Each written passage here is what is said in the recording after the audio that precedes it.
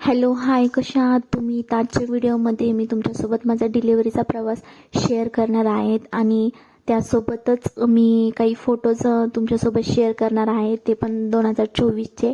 तर ते पण बघा आणि डिलिव्हरीचे माझा प्रवास काय आहे, कसा होता ते पण ऐका.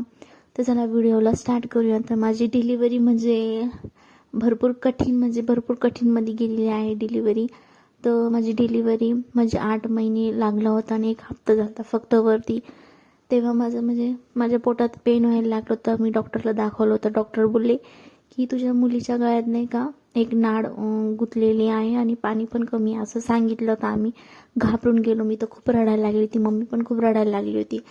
तर मग लवकरात लवकर ॲडमिट व्हा म्हणे आणि तुमचं सीझर करावं लागेल म्हणे. आता मग आम्हाला घाटीची चिठ्ठी लिहून दिली होती. तर मग आम्ही घाटीमध्ये गेलो.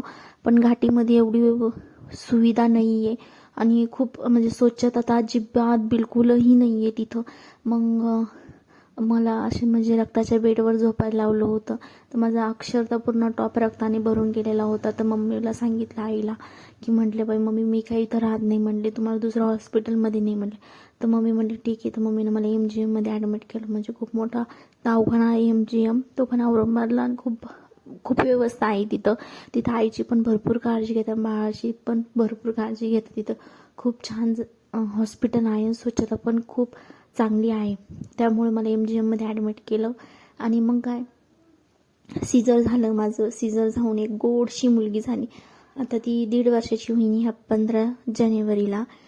8 दिवस आम्ही हॉस्पिटलमध्ये राहिलो. मग आम्हाला डिस्चार्ज भेटलं. मग आम्ही डिस्चार्ज घेतलं आणि डिस्चार्जला पण खूप टाईम लागला. ॲडमिट व्हायला काही नाही, 5 मिनटं लागतं ॲडमिट व्हायला, पण डिस्चार्जला 1-2 दिवस लागले. कागदपत्र आणि ते करायलाच टाईम लागला. मग नंतर आम्हाला किती 8-9 वाजता आम्हाला डिस्चार्ज झालं तर रात्रीचं. मग कसं यायचं काय यायचं ते पण समजत नव्हतं. मग रिक्षा केली ती मम्मीनं. मग रिक्षामध्येच आम्ही घरी आलतो. मग मग किती 5-6 दिवस झाले. मग माझ्या छातीला प्रॉब्लेम झाली, गाठ झाली छातीमध्ये. तर मग ती दुधाची झालती का कशाची झालती ते पण माहिती नाही. पण लोक म्हणायची की तुला कांडूक झाला, असं झालं तसं झालं. तर मला काही समजतच नव्हतं हे लोक असे काय म्हणताय म्हणून. मग आम्ही डायरेक्ट MGMमध्ये गेलो आणि मग तिथं ट्रीटमेंट घेतली. मग तिथं पण पहिले 10,000 रुपये लागले. मग दुसऱ्यांदा पण तसंच झालं छातीमध्ये, गाठ आणि ते पण झालं, पू झालं त्याच्यामध्ये. मग दुसऱ्यांदा पण दाखवलं, तिथं पण 10,000 लागले. असे 20,000 रुपये तर लागून गेले. आणि सीझरला 50,000 रुपये, खूप सारे पैसे लागले. असा होता माझा डिलिव्हरीचा प्रवास. आणि आता जेव्हा माझं सीझर झालं तेव्हा तर मला एवढं काही प्रॉब्लेम वाटले नाही. पण जेव्हा माझ्या छातीमध्ये ती दुधाची गाठ झाली तेव्हा आता तकलीफ व्हायला लागली. मग मी जेवण पण करायला नव्हती लागले, कारण की खूप दुखायची.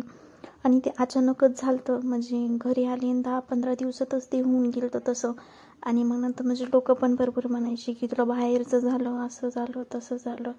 लोकांचं काय, लोक काही म्हणतात, पण आता काय, देवालाच ठाऊक ते नेमकी काय झालं. पण जेव्हा आम्ही डॉक्टरकडे गेलो तेव्हा ते बोलले की फक्त दुधाची गाठच झाली.